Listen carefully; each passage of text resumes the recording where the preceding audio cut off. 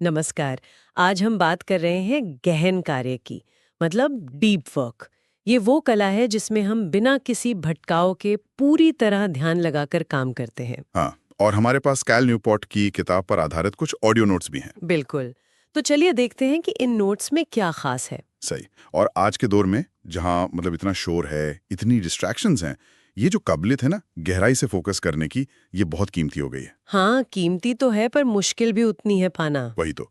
दिलचस्प बात यह है कि ये जितनी कीमती है उतनी ही दुर्लभ भी होती जा रही है। और हम आज यही समझने की कोशिश करेंगे कि कैसे ये जो मल्टीटास्किंग की आदत है या हमेशा ऑनलाइन रहने की, कैसे ये हमारी असली ताकत को कम कर देती है। बिल्कुल। और कैसे ये जो गहन कार्य है, ये सिर्फ अच्छे नतीजे नहीं देता, हाँ, बल्कि शायद एक गहरी संतुष्टि, एक सार्थकता भी देता है। तो शुरू करते हैं। ये इतना मूल्यवान क्यों है आखिर? देखिए, आज की दुनिया में अगर आपको आगे बढ़ना है तो दो चीजें बहुत जरूरी हैं। अच्छा, क्या है वो? एक तो मुश्किल चीजें तेजी से सीख पाना, और दूसरा? बहुत ही उच्च गुणवत्ता का काम वो भी तेजी से कर पाना। और हम्म। दोनों के लिए क्या चाहिए? गहरा ध्यान। Deep focus. इसके बिना ये दोनों मुमकिन नहीं। इसका कोई कोई फॉर्मूला जैसा कुछ है? हाँ, कह सकते हैं। कैल न्यूपोर्ट एक समीकरण देते हैं। उच्च गुणवत्ता वाला काम बराबर होता है लगाया गया समय गुणा ध्यान की तीव्रता। लगाया गया समय गुणा ध्यान की तीव्रता। अच्छा। हाँ। Quality of work is equal to time spent into intensity of focus. ये हाँ। सोचने वाली बात है। हाँ, मतलब अगर फोकस डबल कर दें हाँ, तो शायद आधे समय में उतना ही या उससे बेहतर काम हो जाए। ये काम करने के तरीकों को बिल्कुल बदल सकता है। ये तो कमाल है। लेकिन फिर सवाल वही कि ये इतना दुर्लभ क्यों है? आजकल तो हर कोई मल्टीटास्किंग कर रहा है। हाँ, और वहीं पर प्रॉब्लम शुरू होती है।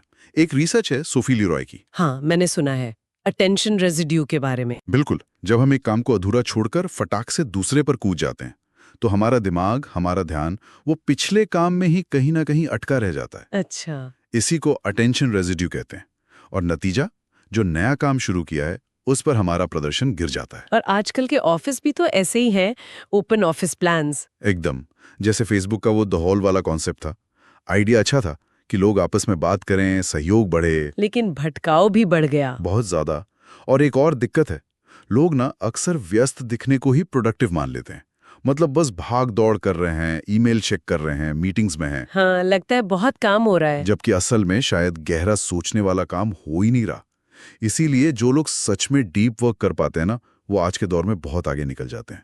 उन्हें एक बढ़त मिल जाती है। ये सिर्फ काम की क्वालिटी की बात नहीं है, क्या इसका कोई गहरा मतलब भी है, सार्थकता से जुड़ा हुआ? हाँ, बिल्कुल है। ये सार्थक भी है।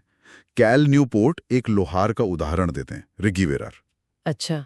जिन्हें खास किस्म की तलवार बनाने में करीब 8 घंटे लगते हैं, और वो भी पूरी एकाग्रता से। 8 घंटे बिना ध्यान भटके? हाँ, और उनका मानना है कि ये जो ध्यान केंद्रित करने की क्षमता है ना, यही हमारे जीवन की गुणवत्ता तय करती है। ये तो दिलचस्प है। और ये सिर्फ कहने की बात नहीं है।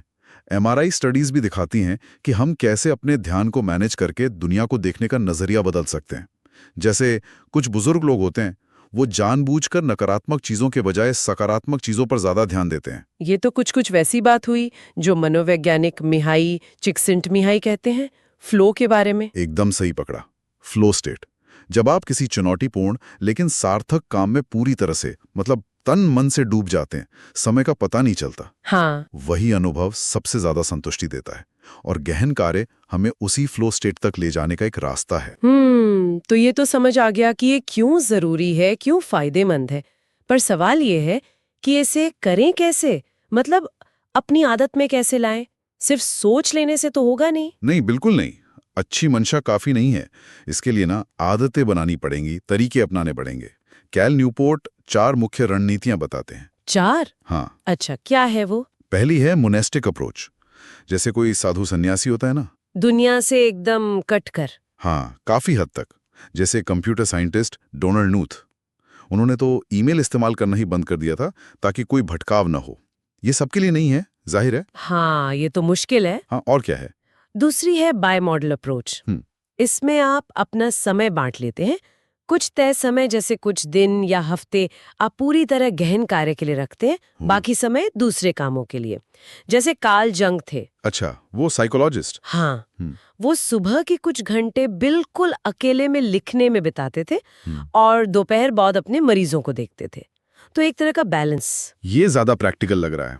रोजमर्रा के लिए कोई तरीका है? बिल्कुल, वो है तीसरी रिदमिक अप्रोच। इसमें आप रोज एक तय समय पर, जैसे रोज सुबह 9 से 9:30, सिर्फ और सिर्फ डीप वर्क करेंगे और इसे ट्रैक करने के लिए कैलेंडर पर निशान लगाते जाएं, एक चेन की तरह। Chain method? हाँ, सुनाए इसके बारे में। ये आदत बनाने में बहुत मदद करता है। और चौथी अप्रोच है जर्नलिस्टिक। जर्नलिस्टिक, पत्रकारों की तरह। हाँ, कुछ वैसा ही। जैसे पत्रकार को कहीं भी कभी भी स्टोरी मिल सकती है और उसे तुरंत उस पर काम करना होता है, वैसे ही जब भी आपको दिन में एक आध घंटा खाली मिले, आप फौरन डीप वर्क मोड में चले जाएं। इसके लिए दिमागी स्विच ऑन ऑफ करना तेजी से आना चाहिए। ये तो हो गए तरीके, लेकिन इन्हें असल में करने के लिए कुछ और भी चाहिए होगा। हाँ, चाहिए। रिचुअल्स बनाने पड़ेंगे। मतलब अपनी कुछ रस्में तय करनी होंगी। रस्में? जैसे आप कहाँ काम करेंगे, कब तक करेंगे, उस दौरान क्या नियम होंगे। मान लीजिए इंटरनेट बंद, फोन साइलेंट। क्या चीजें आपकी मदद करेंगी? शायद एक कप कॉफी या कोई खास तरह का संगीत। ये सब पहले से तय होना चाहिए। अच्छा, ताकि शुरू करने में आलस ना आए। बिल्कुल। और कभी कभी ना कोई बड़ा कदम उठाना भी काम करता है। ग्रैंड जेस्चर, जैसे J.K. रोलिंग ने हैरी पॉटर की आखिरी किताब खत्म करने के लिए एक महंगे होटल का कमरा बुक कर लिया था। हाँ, वो कहानी सुनी है। ये एक तरह की कमिटमेंट दिखाता है। सही कहा। और एक और चीज है जो यहाँ मदद कर सकती है, वो कार्य संपादन के 4 अनुशासन यानी 4DX के सिद्धांत। वो कैसे? उसका मूल आइडिया क्या है कि सबसे जरूरी चीज पर फोकस करो, फिर उस तक पहुंचने के लिए लीड मेजर्स पर काम करो। जैसे डीप वर्क के लिए रोज कितने घंटे लगाने हैं, अपना स्कोर ट्रैक करो, कितने घंटे असल में लगे, और किसी के प्रति जवाबदेह रहो। ये सब आपको ट्रैक पर रखने में मदद करता है। ये तो हुई काम करने की बात, लेकिन ध्यान बढ़ाने के लिए आपने कहा बोरियत को अपनाना होगा। ये सुनने में थोड़ा अजीब है, पर बहुत जरूरी है। हम आजकल लगातार उत्तेजना, स्टिमुलेशन के आदी हो गए हैं। फोन पर नोटिफिकेशन, सोशल मीडिया फीड, दिमाग कभी शांति नहीं रहता। हाँ, ये तो है। तो एकाग्रता बढ़ाने के लिए हमें बिना किसी बाहरी उत्तेजना के भी ठीक रहना सीखना होगा। बोरियत को झेलना सीखना होगा। जैसे पुराने जमाने में लोग घंटों एक ही किताब या ग्रंथ पढ़ते थे, उनका ध्यान सद जाता था। मतलब दिमागी कसरत करनी होगी। हाँ, और एक बहुत जरूरी आदत बदलनी होगी। हम अक्सर क्या करते हैं, काम करते करते थक गए तो चलो 2 मिनट सोशल मीडिया देख लेते हैं। इसे कहते हैं ब्रेक लेते हुए फोकस करना। हाँ, करते हैं ऐसा। कैल न्यूपोर्ट कहते हैं इसका उल्टा करो, फोकस करते हुए ब्रेक लो। मतलब आप डीप वर्क कर रहे हैं और आपने तय किया है कि अब 20 मिनट बाद ब्रेक लेंगे, तो जब तक वो 20 मिनट पूरे न हो, ध्यान नहीं हटाना है। अच्छा, ये कंट्रोल अपने हाथ में रखना है। और ये जो डिजिटल भटकाव हैं, इंटरनेट, सोशल मीडिया, इनका क्या करें? इनका इस्तेमाल बहुत सोच समझ कर करना होगा। खुद से ये सवाल पूछना होगा कि क्या ये जो टूल मैं इस्तेमाल कर रहा हूं, जैसे कोई सोशल मीडिया ऐप, क्या ये मेरे सबसे महत्वपूर्ण लक्ष्यों को पाने में सच में कोई बड़ी मदद कर रहा है? यहाँ 80-20 का नियम लगा सकते हैं। देखें कि कौन से 20% टूल्स आपको 80% फायदा दे रहे हैं। बाकी को हटाने या कम करने के बारे में सोचें। और वो 30 डे वाला एक्सपेरिमेंट? हाँ, वो भी एक तरीका है। किसी ऐप या शायद इंटरनेट से ही 30 दिन के लिए पूरी तरह दूर हो जाएं। फिर देखें कि क्या वाकई आपकी जिंदगी में उसकी कमी महसूस हुई, या आप उसके बिना बेहतर थे।